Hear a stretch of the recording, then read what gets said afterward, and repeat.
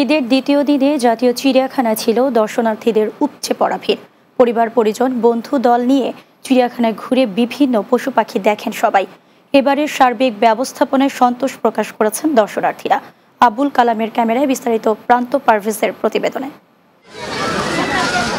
ঈদের ছুটিতে চিড়িয়াখানায় ঘুরতে দর্শনার্থীদের এই ভিড়। নগরীর কোলাহল ভুলতে একবেলা প্রাণ প্রকৃতিকে কাছ থেকে দেখতে ছোট বড় সবার গন্তব্য রাজধানীর মিরপুরের জাতীয় চিড়িয়াখানা। নির্ধারিত টিকিট কেটে চিড়িয়াখানায় অনেকেই আসেন পরিবার পরিজন নিয়ে। চিড়িয়াখানার এক প্রান্ত থেকে অপর প্রান্তে ঘুরে বেড়ান দর্শনার্থীরা। সন্তানদের বিভিন্ন প্রাণীর সাথে পরিচয় করিয়ে দেন তাদের অভিভাবকরা। বানর, হরিণ, বাঘ, সিংহ ও জলহস্তি সহ নানা প্রাণী দেখে উচ্ছ্বসিত শিশুরা। আমার এখানে এসে ভালো লাগছে, আর আমি দেখছি বাঘ, বানর, আবার সিংহ। চিড়িয়াখানার পরিবেশটাও ভালো, এনজয় হচ্ছে। অনেক রকম পাখি দেখছি, আমার অনেক ভালো লাগতেছে। ওয়াইফ নিয়ে আসছি, আমার বাচ্চা নিয়ে আসছি, ভালোই লাগতেছে খুব। চিড়িয়াখানার ব্যবস্থাপনা নিয়ে সন্তোষ প্রকাশ করেছেন আগত দর্শনার্থীরা। সবকিছু মোটামুটি পরিষ্কার বা শৃঙ্খলা সব দিক দিয়ে খুব সুন্দর আছে।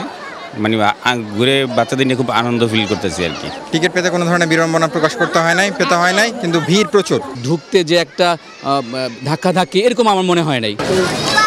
অন্যান্য বছরের তুলনায় এবছর জাতীয় চিড়িয়াখানায় দর্শনার্থী সমাগম অনেক বেশি। তো আজকে আমাদের ধারণা ছিল যে দর্শনার্থীর সংখ্যা 1 লাখের কিছু বেশি হবে। সেই জায়গাটাতে আমরা দর্শনার্থীর যে ফ্লো দেখছি তাতে মনে হচ্ছে আজকে দর্শনার্থীর সংখ্যা 1.5 লক্ষ ছাড়িয়ে যাবে। আমাদের দর্শনার্থীদের নিরাপত্তার যে বিষয়টি সেটিকে আমরা সবচেয়ে বেশি গুরুত্ব দিয়েছি। চিড়িয়াখানা প্রাণীদের কাছ থেকে দেখার অনেকের কাছে ছিল স্বপ্ন পূরণের মতো।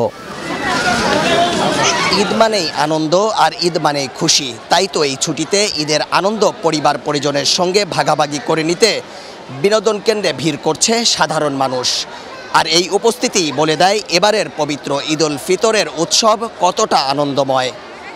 প্রান্ত পারভেজ, বাংলা টিভি, মিরপুর জাতীয় চিড়িয়াখানা।